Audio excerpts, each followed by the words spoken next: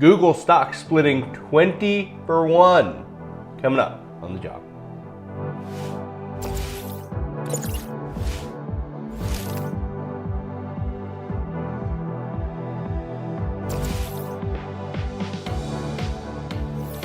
Hi folks, Alex Klingelhoeffer here with Exencial Wealth Advisors. It is 7:04 here in the middle part of the country on Wednesday. It is February 2nd. Happy Groundhog Day to you, 2022. Here's your morning jog around the economic headlines of the world. I want to start off with AMD.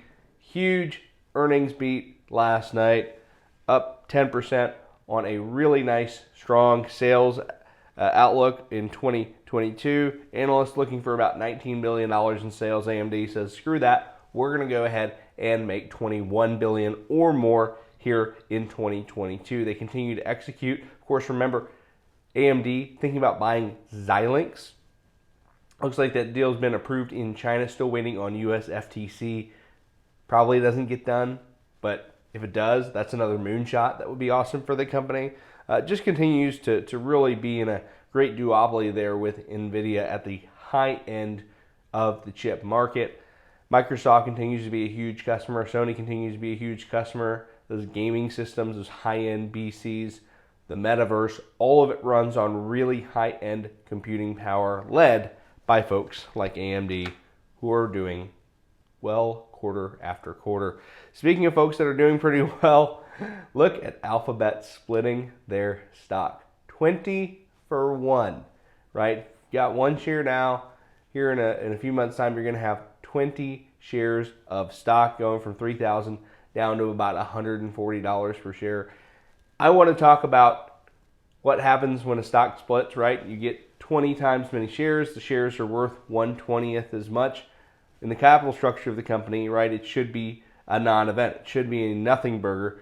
Nothing should happen to the price of the stock because it splits. Mathematically, it's the same ownership of the company.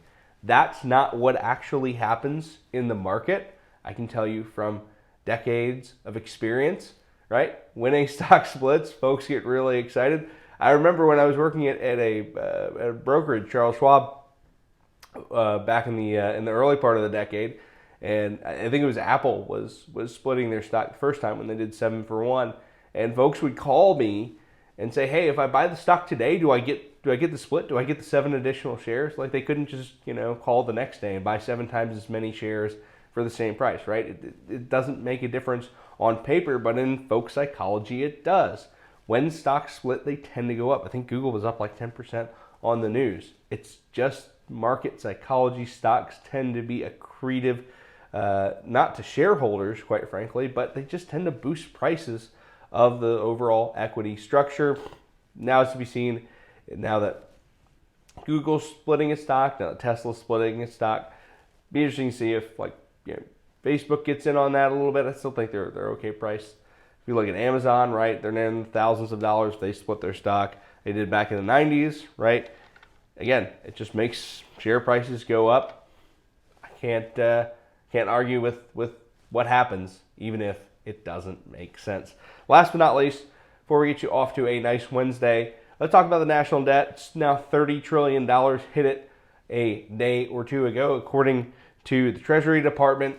If you want a long primer on why our national debt matters and the debt to GDP ratio, go and check out my earlier video. I think I posted it sometime, maybe October last year, maybe it was a little bit earlier, to discuss sort of the long-term trend in national debt, why it matters versus the overall growth in our economy.